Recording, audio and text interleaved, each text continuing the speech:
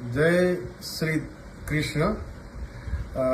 ગુજરાત જીપીએસસીની પરીક્ષા બાબતે ઘણા સમયથી ચર્ચાઓ ચાલતી હતી, પરંતુ અભ્યાસ કર્યા સિવાય ક્યારે કોઈ બાબતની ચર્ચા ના કરવી જોઈએ.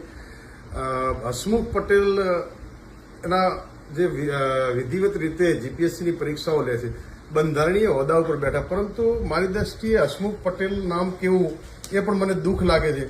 મને ખૂબ હસમુખ પટેલ ઉપર પ્રેમ હતો કે મારા બનાસકાંઠાના પનોતા પુત્ર હોય ને આવડી જવાબદારી જ્યારે હોય, પરંતુ આજે દુઃખ લાગે છે. તમારા પિતાશ્રી બાલુંદ્રા ગામમાં તમારો જન્મ થયો છે, અમીરગઢ તાલુકાનો, અને બનાસકાંઠાનો આપ ગૌરવ હતા, પરંતુ તમે પટેલ નામ પાછળ તો લગાડવું જ ના જોઈએ, કારણ કે પટેલો તો આ દેશની આઝાદી અપાવવા માટે સરદાર પટેલે આઝાદી અપાવી. તમારા નામ પાછળ અને હસમુખો ચહેરો, આવું સુંદર નામ, અને તમારા કર્મો કાળા થઈ.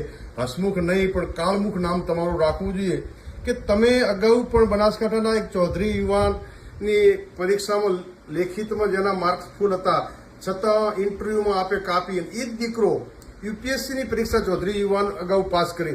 ત્યારે હું તો દેશના વડાપ્રધાન નરેન્દ્ર મોદી અને ગુજરાતના મુખ્યમંત્રીને કહેવા માંગુ, તમે હજુ સબક લેતા નથી. એ વખતે પણ હસમુખ પટેલે મોટો છબરડો કરીને યુવાનને અન્યાય કર્યો હતો. આવા અન્યાય આ વખતની પરીક્ષામાં મારા સમાજનો દીકરો નરેશભાઈ આયદાનભાઈ રબારી ગુજરાતમાં જીપીએસસીમાં ટોપ લેવલ ઉપર આવ્યો, અને તમે ઇન્ટરવ્યુમાં એને હાવ અન્યાય કર્યો અને 20મા નંબરે ગુજરાતમાં આવ્યો. એ થોડા સારું બચી ગયો, બાકી એ જીપીએસસી ક્લાસ 2 બનતો, અધિકારી બનતો રહી ગયો. તમે ઈબીસીમાં પણ અન્યાય કર્યો. ઈબીસીમાં આવતી બીજી કોઈ પણ કોમને નથી લીધી. તમામ વિદ્યાર્થીઓને જેના 64% 65% હોય લેખિતમાં, અને એને તમે 10% ઇન્ટરવ્યુમાં આપી દો, અને જેના 39% હોય એને તમે ઇન્ટરવ્યુમાં 90% આપીને આ ગુજરાતની ધરતી, અને તમે બનાસકાંઠાના પનોતા પુત્ર હતા એનું મને ગૌરવ હતું. તમારું ગુજરાતના આઈપીએસ કેડરમાં નામ હતું કે હસમુખ પટેલ એટલે નોન કરપ્ટેડ અધિકારી, અને બનાસકાંઠાના પુત્ર તરીકે સૌ બનાસવાસીઓને ગૌરવ હતું, પરંતુ તમે તમારા નામને લજ્યું છે. હું ગુજરાતના મુખ્યમંત્રી, ગૃહમંત્રી અને તમામ આજે દુઃખ લાગે કે સંરક્ષક ઓબીસીના પ્રણેતા, ઓબીસી એસસી એસટી માટે ગુજરાતના મુખ્યમંત્રી તરીકે રાજીનામું આપી દીધું હતું માધવસિંહે, પરંતુ ઓબીસી એસસી એસટીને અન્યાય થવા દીધો નહોતો.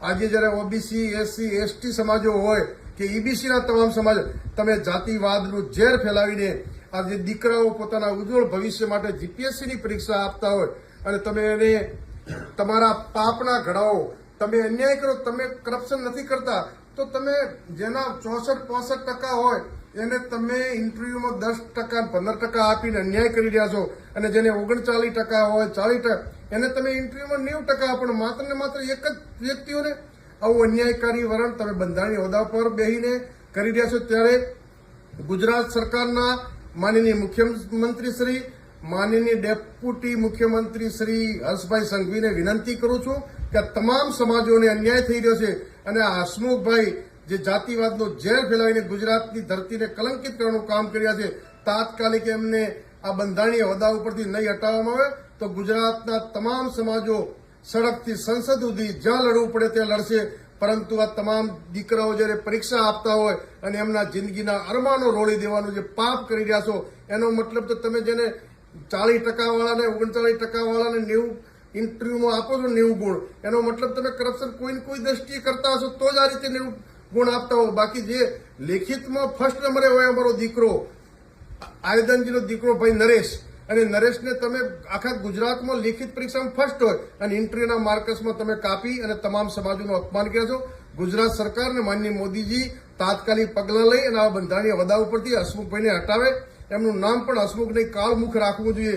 આવા અધિકારીએ જે ગુજરાતની ધરતી અને બનાસકાંઠાના પુત્ર થઈ અને તમે કલંકિત કર્યું છે, દુઃખદ બાબત છે. તાત્કાલિક બંધારણીય હોદ્દા ઉપરથી એમને હટાવવામાં નહીં આવે તો ગુજરાતની જનતા જ્યાં લડવું પડે ત્યાં લડીશું.